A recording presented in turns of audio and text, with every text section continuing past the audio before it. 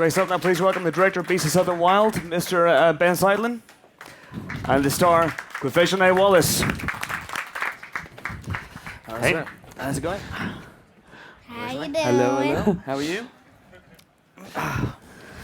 Now, I believe, Quvenzhane, I'll start with you, because you've been going around the M&M store today, I believe. Is this true? Yes. Loading up on goodies? Yeah. Fueled by sugar. I thought so. So how's your London experience been? Have you been able to get around and do the tourist sites, or has it been very Yes, the first day, like whenever we first got here, Uh-huh. we saw the Big Ben, the London Eye, and the Queen's Castle. Very good. Not bad. Ben, what have you seen? Basically the inside of my hotel room and a couple different movie theaters. Yeah, but it's a beautiful hotel room, right? It's a lovely hotel room. It's yeah, very great. nice. Okay. So let's start with you. What is Beasts of the Southern Wild for people who don't know, and what are the Beasts of the Southern Wild? Beasts of the Southern Wild is this movie about a little girl named Hushpuppy who lives with her dad in a town that's been kind of cut off from the world by a giant water protection system, and it's about a series of mythological environmental catastrophes that happen in this town, and they have to kind of learn how to survive. And the Beasts of the Southern Wild can mean a lot of different things, but the movie does involve 15-foot ancient creatures that defrost out of the ice caps and come charging towards the bathtub, which is the name of her town. Indeed. And this is a film that's populated entirely with non-actors, first-time actors. Can you talk about that decision to go with that, first of all? Yeah, I mean, it was never kind of a dogmatic thing that we Yeah. were going to cast entirely that way, but we really wanted to, the film has a spirit that's very kind of unique to South Louisiana, and so we always wanted to cast as much of the film locally as we possibly could, and so we did this massive casting search. We looked at 4,000 different kids trying to find this one who played Hushpuppy, and then sort of as part of that, we ended up sort of finding so much talent around us that even though we looked at professional actors for a lot of the roles, we ended up giving all the roles to people that were local and who had never done it before. Indeed. And Quvenzhane, you haven't acted at all No. at any point in your life before this movie. No. So how did it come about? It was an audition at the library, and we just went in like the second audition because he wasn't there, so they called back and they said that they would choose, like they got like the people, and they called and back, and it just kept going after and after, and my mom was like, man, my phone been blowing up this time. So it's kind of like a big chance. Yeah. They kept calling back, and we would be like, they're not going to call back. And then they call back, and they're not going to call back. They call back, so it's something different. And you were 5 years old when you auditioned. Yes. Which seems like a lifetime ago, I guess. But who saw the sign for the audition in the first place? Was it you, your mom? No, it was my mom's friend. Your mom's friend, okay. And she thought In a deli, right? Where was it? We don't know. Yeah, it was somewhere. It was somewhere. We were flyering, and basically, a lot of the people who did our casting operation had come off of working on a political campaign, and it was sort of like a get out the vote type. That was the same mentality they used. So we were knocking on doors, passing out flyers in churches and schools and restaurants, and that's kind of, we did that all over the state. And she thank God was found through that. And did you know the minute she walked in, the minute she auditioned? I think I was probably in shock for a little while. It takes, I mean, when you sort of design an entire film and you kind of are staking your life on it, and you're going around telling people that you're gonna have a lead actor that's 6 years old, there's some fear involved in that kind of a choice, so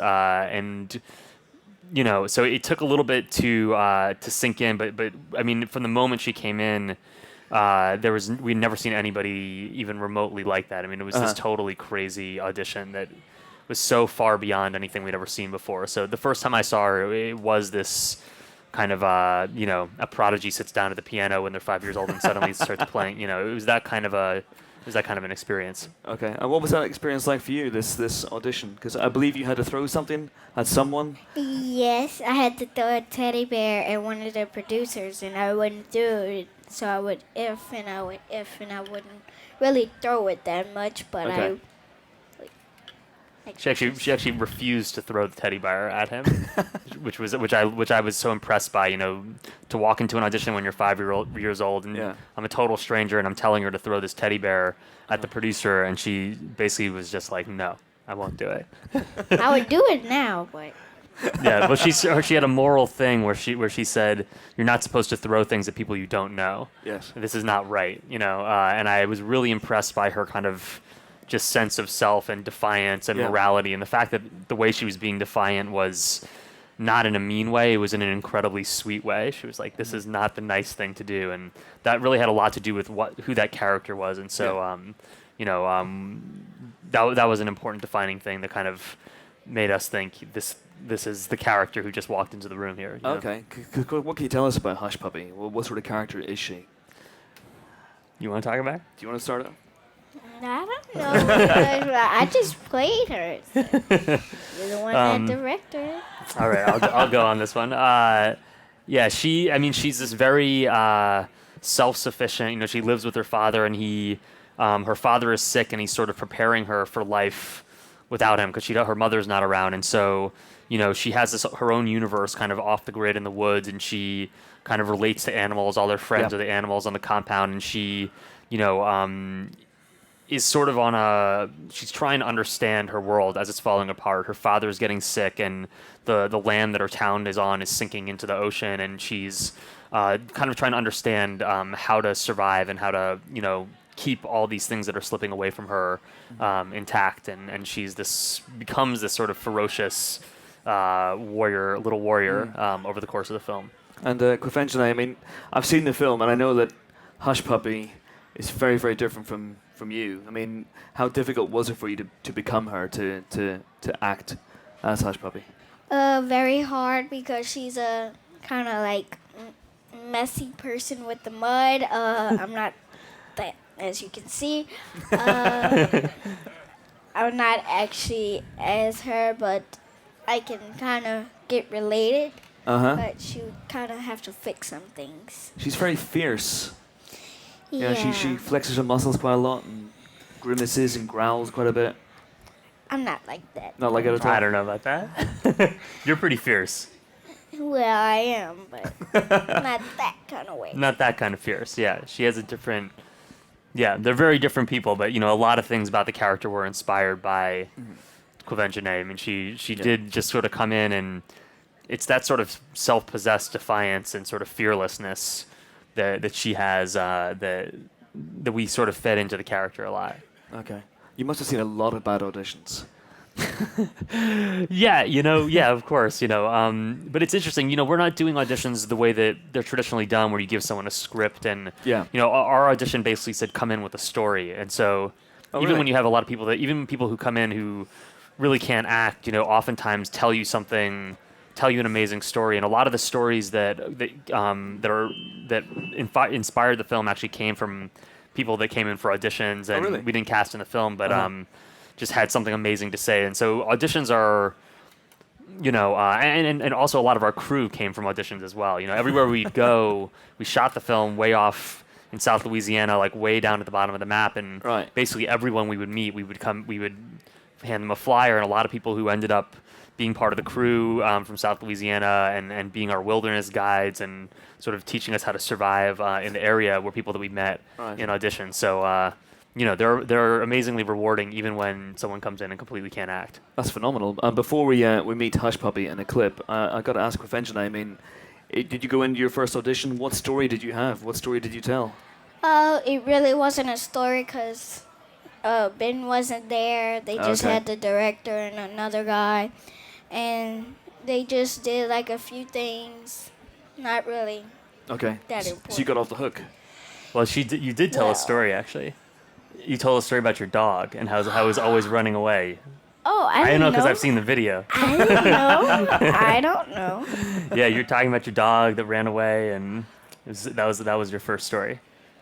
Oh, I know which one. That might be on the DVD. Who knows? But then let's meet Hushpuppy now. We've got a clip. Ben, I don't know if you want to talk about it. The scene where Hushpuppy hides the medicine jar.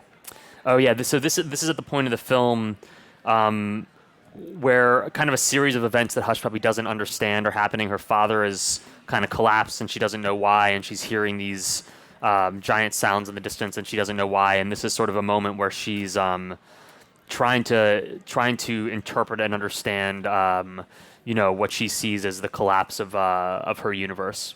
Fantastic. That's a roll the clip. Thank you. Great stuff. And that was a glimpse at one of the beasts hidden in the ice. Yeah. And it's a very environmentally conscious film. Is that fair to say? Yeah, I mean, the film is really inspired by a place where it's the fastest shrinking landmass on Earth, in South Louisiana, and you really feel the presence. I mean, you talk to people who grew up, fishing in their, in the swamps, hunting and trapping on their property, living in places in the trees, met their wives, in the swamp, and that swamp is now just water, right. And so in people's lifetime, this the environment is completely changing and completely changing their way of life, and so the subject of the film is really about a town that is trying to hold on and refusing to leave and trying to survive. Against the forces of nature. Was it inspired particularly by the events of Hurricane Katrina and what happened to New Orleans? Because there seem to be parallels within the movie. Yeah, I mean, it's certainly one of the elements. It's kind of, when you're there, it's like there's so many different things. It's like there's the hurricanes, and they're getting more and more frequent in the last. Since Katrina, basically, there's been, Rita, Gustav, Ike, and Isaac all in the last 6 years. But then you also have, the salt water coming in through these oil pipelines that's eroding the land, that's killing the trees, that's changing the agriculture, killing the fish. The oil spill happened on the first day of our shoot, the BP oil spill. Oh, that was, the oil got within 5 miles of the town we were in. So. Oh, really? I don't want to sort of make it about one specific thing. It almost feels like it's the 7 plagues or something. It's just like everything is kind of converging at once. And so I never wanted to tie it to a specific environmental catastrophe because it's just way more broad and complex, all the issues that are going on with the environment down there. And the idea of the beast himself, the aurochs, where did they come from? Where did that idea come from? They come from... They come from a lesson that Hushpuppy learns about the cave paintings, and the teacher kind of teaches them, once upon a time, the first men survived against these giant creatures, and they stood their ground and kind of staked our claim on Earth. And Hushpuppy sort of sees herself as a descendant of those cavemen, and she sort of understands that, she's this person who's on the verge of extinction in a world that's on the verge of extinction, and she's thinking about, what she's going to have to do to survive like they did, and so she kind of. Her myth to her is a sort of fight for survival against these larger animals. And Quvenzhane, I mean, there's several sequences in the film where Hushpuppy is painting on walls and cardboard boxes and anything she can find. Did you do those paintings? Yes, like the first day or two, they actually had the box set up, and me and my brother went in it, and he was like, paint over there, paint over here, paint up there. So we were just playing in it and scribbling in it, and then they had the real box. And okay. me and Z, she was one of the people who were like with the drawings and like one of the bins, but she would draw. Okay. I got you. And did you learn anything else for this film? Did you? I think, for example, you learned to swim, didn't you? Yes. And I actually learned how to peel the crawfish and peel the crabs and shrimp. So that's how I know how to do all that shrimp stuff now. So if I handed you a crab right now, you could peel the crab. That's a pretty useful skill to have, I have to say. And Ben, the aurochs themselves, I mean, I'm really taken by them. There's an amazing credit on the film at the very, very end. Aurochs Wranglers. which I loved. And then because they're played by, if you get Vietnamese potbelly pigs, or Yeah. Those are our, one of the least credited sets of actors in the film are 5 baby Vietnamese potbelly pigs. We really wanted to create special effects in a way that was organic, in a way that, the bathtub is this place. It's about the opposite of the store. Actually, there's no technology whatsoever. And we felt like if we were to create special effects that were made with a computer or made with CGI, that it wouldn't feel organic to the film. And so we thought about, how would Hushpuppy make these monsters if she had to make this movie? And so, she owns a lot of animals, and so I told the guys, let's make these creatures out of real animals and find a way to do it. However we can do it, let's do it. And so what they discovered was they could train. We basically got 5 Vietnamese baby potbelly pigs when they were 2 weeks old, fed them on bottles, put them in costumes 5 minutes at a time, then 10 minutes at a time, and got them used to it, and then trained them to do all these skills. And so basically we had to rewrite the whole Aurochs part of the movie around the 6 things that we were able to teach the potbelly pigs to do, which were run, stop, turn around, sit down, eat, and run on a treadmill. So, those were their skills, and we basically sort of turned those into the monster part of the movie. those are coincidentally the 6 things I can do as well. Which is, so that's pretty good. Yeah, they're good learners. Yeah. One of them's called Hannah Montana. I noticed that in the credits as well. Yeah, Hannah Montana, Mona, Oliver, Bo Biden, and Jay Will were our pigs, and I do miss them. Hannah Montana. Hannah Montana. Does She was not a very good sing? actor. Did you never meet the potbelly pigs? We saw some. They were like on the side on leashes, and like they were walking around. They kind of look like the big one, but Okay, but Smaller. cute. smaller. Yeah, they were Take adorable. them home. Okay. Yeah. And you shot. Your aesthetic is to shoot for real, or as real as you can possibly get, by moving to location upon location upon location, building sets there, and living essentially on set. Is that right? Or Yeah, a lot of the people that create the art in the films have like a very immersionist approach. They're, probably the best example is my sister who built the sort of shack treehouse that Wink lives in the film, and it basically.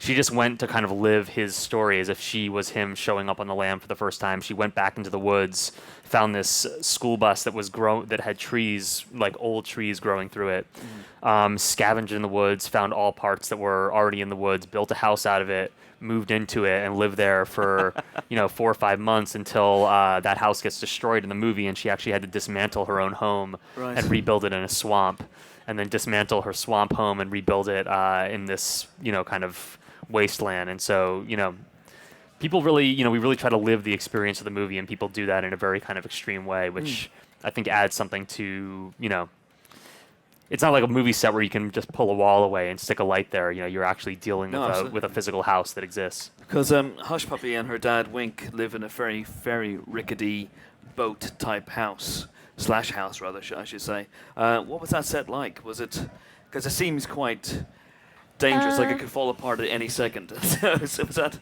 Kind of weird and weird to actually see that happen. Like he makes some stuff that you'll never think that can really happen, but this guy right here makes everything possible. including the bathtub? I mean, how much did you have to augment the bathtub at any time? Because there's some amazing shots of this watery landscape completely submerged in water. Was any of that CG or? No. That was. It's an amazing thing. I mean, this is sort of why I thought we could put, because we had a very small budget for the film, and you're making a film kind of about the end of the world, and the budget to kind of have a comet come and explode. It's not. You have to we had to kind of find our apocalypse in nature, and the thing about the apocalyptic things happening in the movie is that they're all happening in real life. There are these towns that have been flooded that are still have water in them. There's places where the trees are all dying, and all that stuff is real. And so what we figured out is that if we just took our sets and essentially moved them south town by town, as you get closer to where the salt is coming in and closer to where the storms land, you sort of sense the actual progression of the way that these towns are getting destroyed. And so, we basically just took the facades of our sets, took our actual sets, and rebuilt them in a place where the water has risen, above where there used to be houses on the ground. Oh my God! I think we can see a very good example of that now in our second clip, which is the building the new camp. So I don't know if you want to set this up as well. Yeah, this is kind of after the whole town. There's the town floods, and then there's a section of the film where they're basically taking everything that they still have, everything that survived the storm, every boat that didn't sink, and they're rebuilding a new place for themselves to survive on top of the water until the flood recedes. Fantastic. Let's take a look at the clip. Thank you. Ben, you co-wrote the score. Yeah. Is that something you like to do? Is it get involved? Because I can think of some fantastic film directors who have written their own scores over the years. John Carpenter, for example. Yeah. No, it's kind of my favorite part of the process. I sort of come from music in a way. I was in a band in high school, and I was writing songs for shows in college, and it definitely a lot of where the film comes from, and a lot of the the feeling of the movie. The music is really a main character in the film. It's not like a background shading. Yeah. It's kind of a forefront element that defines a lot of things. And so for me, it's always kind of a part of the creation process is writing the score. Fantastic. I'll throw it up to you guys now, see if you have any questions at all for Ben or Quvenzhané. If you've anything at all you want to ask, just put your hands up, and we'll try and get a microphone around to you. Yes, please. Thank you, sir. Yeah. At what point did you feel comfortable with your performance, and how did that manifest itself? Did the director say to you at certain points your performance was pretty good, or? I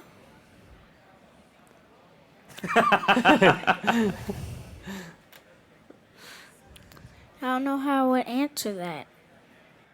We didn't do a lot of there were a couple we didn't do a lot of self-analysis. That was sort of part of it. We weren't watching.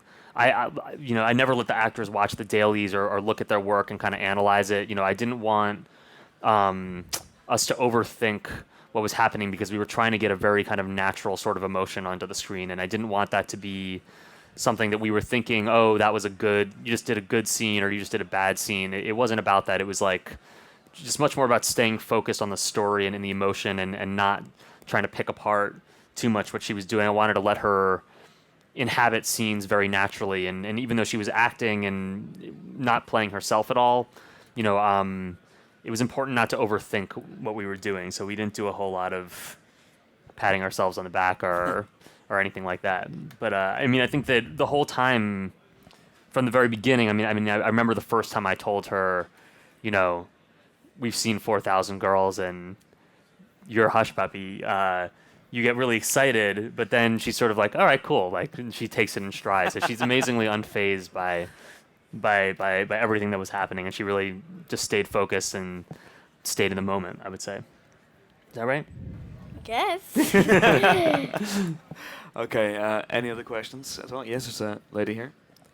Thank you. Congratulations. I actually haven't seen the film yet, so I'm in love with the soundtrack, which Spotify tells me I've listened to it over 500 times. Oh my God. So my question's for you, Ben. Was there any particular reason you chose to use the French Arcadian songs? Because all the tracks that are vocals are all the Balfour Brothers and the Los Bayou Ramblers, who I love now. Yeah, yes. That's awesome. That's really cool to hear.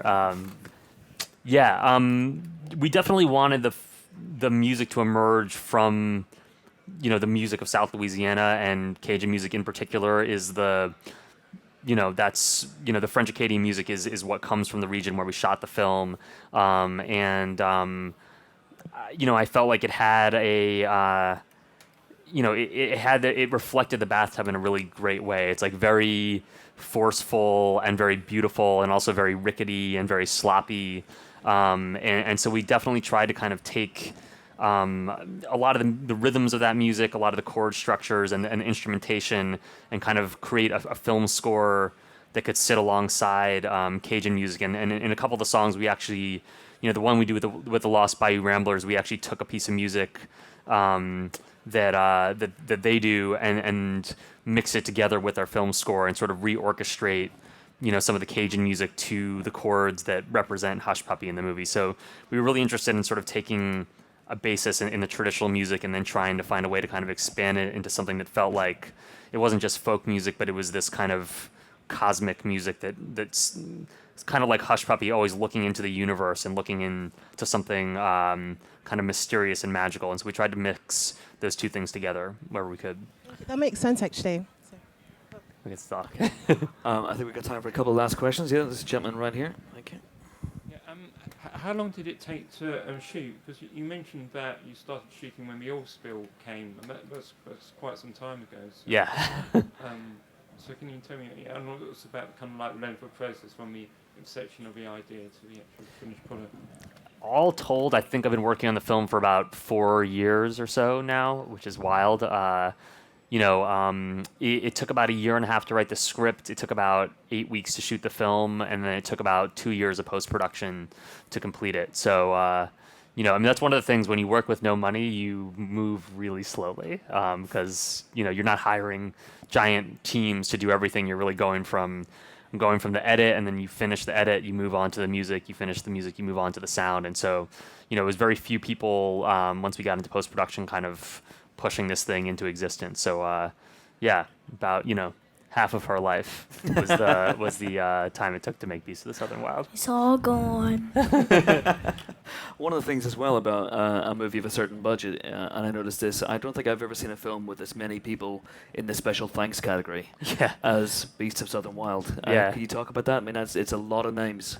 At the Yeah, end. I mean, it was a massive, we try to make films, they're not like, it's not like a job or like a career or like a traditional film set at all. It's really like a family, and that family included, almost the entire town, where we shot at some point appeared in the movie. Whenever we would, when we have a party scene, we weren't going out and, hiring extras. We were actually just throwing a humongous party and inviting the entire town to show up. And, and people were lending us their boats. We were sleeping. We didn't stay in hotels. I stayed in a trailer behind my good friend's house down there. People were sleeping in people's fishing camps and in their bunk beds. And, the amount of, the generosity of the place was what allowed this film to come into existence. And, they fed us, they housed. It was like being taken in by, I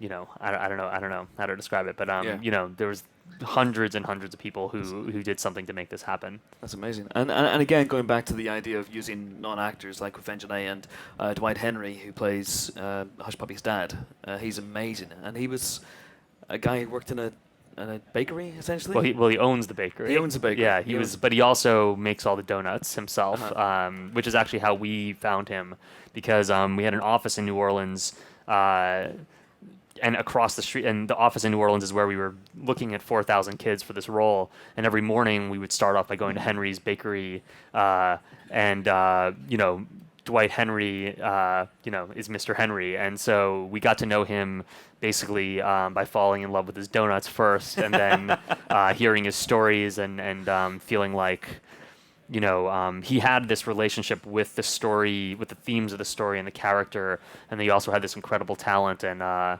he ended up playing the father. And are there any plans then to continue acting, both for him and yourself? You going to carry on? Yes, and I hope I can carry on with this guy here.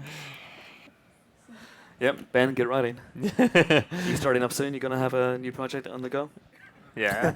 No pressure. No. Yeah, right. I am. I've been promoting the film so immersively that Yes. I'm a little behind on getting started on the new script. But we're going to be shooting in South Louisiana again, and it's going to be made largely with the same team. And we really want to kind of, this movie was made in this very kind of specific, outsider way, and we want to continue that approach and just keep on making films in this kind of spirit. And I have to ask you about the O word Oscars, because this movie has been tipped as a contender for the Oscars, and I know that there's been a couple of problems because you use non-actors with the Screen Actors Guild, which means that Dwight and Quvenzhané may not be eligible for acting Oscars. Is that No, that's not Well, true. is They're that not true? only ineligible for the Screen Acting Actors Guild's Guild. awards. So Okay. like they have this SAG has their own awards. Of course, yes. And because they were doing it for the first time, they weren't in the union, and so they're not eligible for the SAG awards. But that's not a